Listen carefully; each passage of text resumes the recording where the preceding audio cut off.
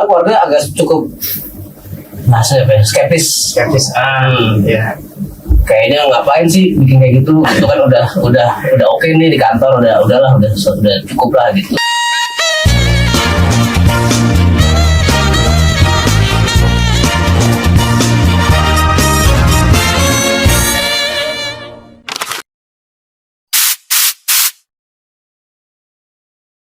Halo Sobat Inspirasi, selamat datang di podcast Inspiratif bersama Lumina Production.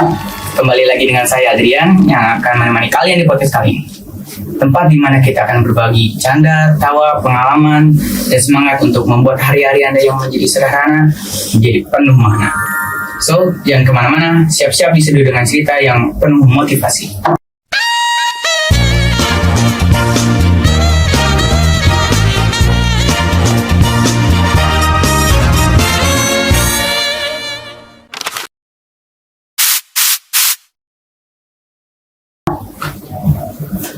Sobat, ngomong soal cerita inspiratif nih, kita di sini nih salah satu cerita inspiratif sama pengusaha kopi pasar ya Pak. Ya Pak. Panggil Om, Bapak, Mas, apa siapa ini? Mas aja kali ya. Oke Mas. Boleh perkenalkan Mas, nama Mas siapa? Terus keseharian Mas itu apa Mas? Oke, ya. Oke Mas Adrian, terima kasih untuk waktu dan kesempatannya. Nama saya Niko, saya salah satu pemilik dari toko kopi pasar. Oh, kopi pasar ya Mas? Ya. Kesibukan Mas sehari-hari itu apa Mas? Kesehariannya layaknya bapak umur 30 ada pagi ngantar anak sekolah, siang ke toko, sore main sama anak, malam ya udah kita kumpul sama keluarga. Ngopi gitu ya Pak? Oke. Sebelum mulai usaha kopi, gimana sih Om keseharian kopi itu? Keseharian saya sebelum masuk di toko pasar, saya biasa pegawai kantoran dari jam 8 sampai jam 5, kadang jam 6. Terus ada satu momen saya masuk ke pasar belanja, melihat kayak kok pasar sekarang begini ya gitu, maksudnya sepi, ditinggalin, nggak ada anak muda nongkrong di pasar atau dia datang ke pasar gitu. Pasar juga jadi ingin menurutnya Om, soalnya kan sekarang serba online gitu. Ya, secara nilai ekonomi pasar itu jadi turun, terus nggak jadi lagi pusat ekonomi yang seharusnya sebagai pasar gitu kan. Jadi pasarnya pindah ke online semua. Terus ada satu momen saya ngobrol sama adik saya untuk gimana kalau kita ramein lagi nih pasar dengan cara apa ya gitu. Terus diskusi, akhirnya kita sepakat untuk kita bikin toko kopi di pasar Cibinong. Oh gitu. Kalau titik balik pas Om merintis usaha kopi ini apa itu?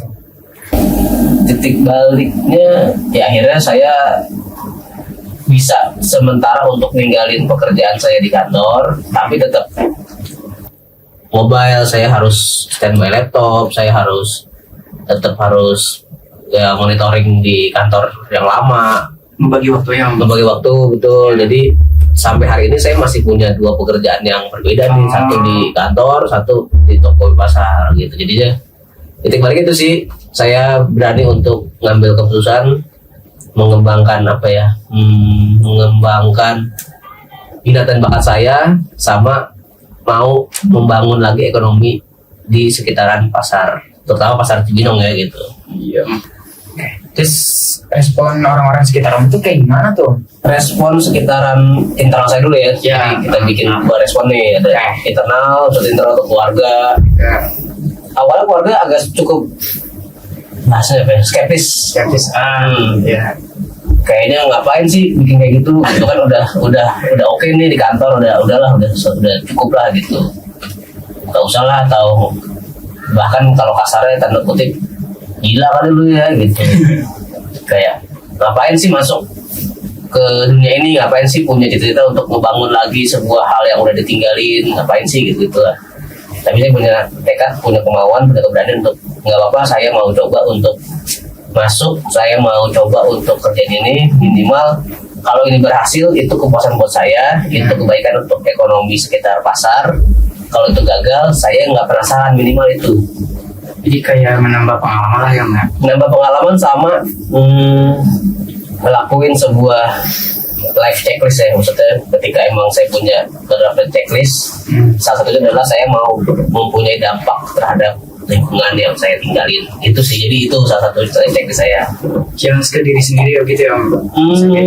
Enggak, bentuknya enggak challenge sih sebenarnya, bentuknya hanya bagaimana saya mengabdikan diri saya sebagai individu terhadap lingkungan masyarakat itu gitu. Jadi lebih ke situ sih gitu. Saya nggak men-challenge diri siapapun, saya hanya cuman mau membuat dampak sosial, dampak ekonomi, dampak emang sebuah pergerakan baru yang emang mungkin bisa ditiru atau di-copy atau dilakukan secara kolektif oleh teman-teman semua yang punya visi yang sama gitu. Oh.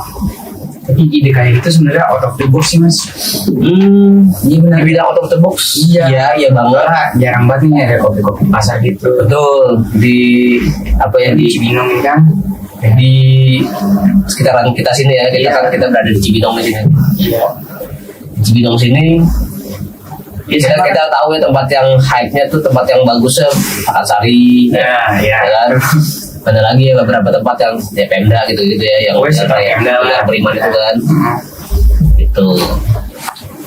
Ya, saya mau nanya lagi Om, apa tantangan terbesar Om nih dalam menghadapi masa ini Om?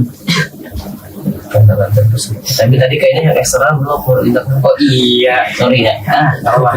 Tadi pertama internal, kedua eksternal. Eksternal itu banyak hal, banyak orang, banyak pihak yang melakukan, saya juga sama seperti internal. Tapi akhirnya saya menemukan titik-titik orang, titik-titik masa yang mungkin support dengan apa yang saya lakukan. Bahkan mereka melakukan apa ya, social campaign, mereka mensupport saya melakukan sebuah gerakan baru di pasar.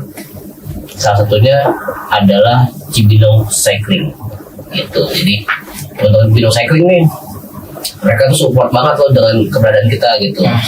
Jadi saya sih terima kasih sekali untuk beberapa komunitas yang mungkin juga tergerak untuk kita mau membangun bersama ekonomi pasar ini itu dengan sarananya si toko kopi pasar gitu. Kayak ceritain aja Om. Oke, siap. Oke.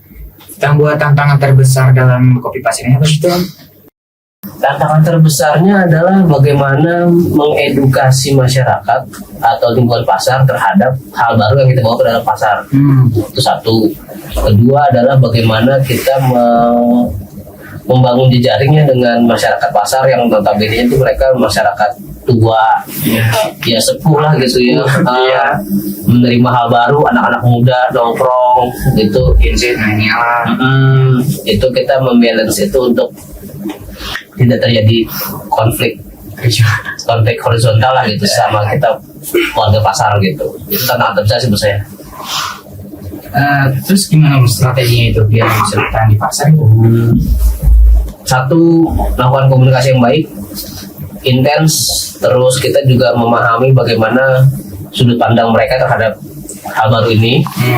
Kedua, itu kita melakukan pendekatan-pendekatan yang mungkin sifatnya personal, maksudnya kalau emang di pasar nih ada beberapa acara yang kita harus kayaknya minimal kecap deh datang gitu, kita datang Ada kontribusinya lah ya? Iya betul, kontribusi gitu. Buat anak-anak muda nih Om yang masih ragu buat mulai usahanya, apa sih kunci biar bisa jalan usaha mereka nih sukses kayak Om? Buat saya sih pesan dari saya gitu Ya. lebih baik dimulai daripada menyesal. Jadi itu sih yang falsafah hidup yang saya lakuin ya sampai hari ini gitu. Jadi apapun akan saya coba, apapun akan saya lakuin selama itu bentuknya positif dan tidak melanggar hukum norma agama ya. Saya cobain aja gitu daripada nanti nyesel tiba-tiba ada orang lain bikin sesuatu hal yang kita udah pikirin tapi kita selalu ragu-ragu untuk enggak ngerti itu. Ya coba dulu saya bikin, ya coba dulu saya kerjain. Langsung lakuin aja ya. Kerjain aja. Selama menurut saya sebuah tantangan itu selalu ada dimanapun. Bahkan orang tidur aja pasti jatuh ya. Iya pasti. Tidur kemungkinan jatuh pasti itu ada kan ya. Itu ada. Apalagi kita mengambil langkah yang emang sebuah hal besar lah gitu. Jadi buat saya nggak ada resiko yang jadi nol tapi bisa dihindarin. Jadi mulai aja dulu, lakuin biar nggak nyesel di lain hari. Itu sih pesan saya buat teman-teman semua. Makasih banyak kamu atas cerita inspiratifnya. Terima kasih Adrian. Kasih satu pesan bijak kali dong buat pendengar nih. Satu pesan bijak. Pesan bijak. Oke. Saya bilang tadi sih. Oke, boleh kita. pesan bijak dari saya, satu, hormati orang tua karena Masing-masing. ya karena kita bukan apa-apa tanpa doa mereka.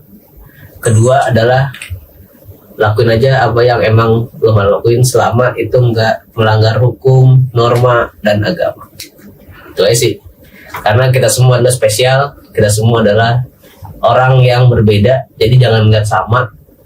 Pengen sama kayak mereka, pengen kayak orang-orang gini. Bahkan orang-orang tuh pengen kayak kita loh, padahal yang terlihat kita sederhana itu mewah buat orang lain. Gue tiap hari sepedahan nih. Ya. Nah, Menurut gue itu sederhana, gue sepedahan. Tapi banyak orang melihat, kok bisa ya pagi hari Senin sepedahan, kok bisa ya hari kerja gitu nongkrong. Itu kan sederhana buat saya gitu. Iya. Tapi bahkan itu jadi mewah buat orang lain. Jadi makanya udah jadi diri sendiri aja, selama itu tidak melanggar hukum, norma, dan agama. Itu sih. Oke, luar biasa sekali atas cerita inspiratif yang baru aja kita dengar nih. Buat teman-teman yang lagi ragu untuk mulai sesuatu, ingat kunci kesuksesan itu nggak datang sekaligus, tapi dimulai dari langkah pertama yang berani. Udah kayak kopi tuh yang kita perlahan seduh tuh makin harum. Perlu sabar, keyakinan, sama perlu waktu. Betul. Makasih Om Niko udah nyempetin waktunya untuk berkunjung di podcast inspiratif nih sama Lumina Production. Makasih Om. Makasih juga untuk para pemirsa yang udah nonton podcast inspiratif bersama Lumina Production. Sampai jumpa di episode berikutnya. Tetap semangat, tetap berkarya, dan lupa untuk terus menginspiratif.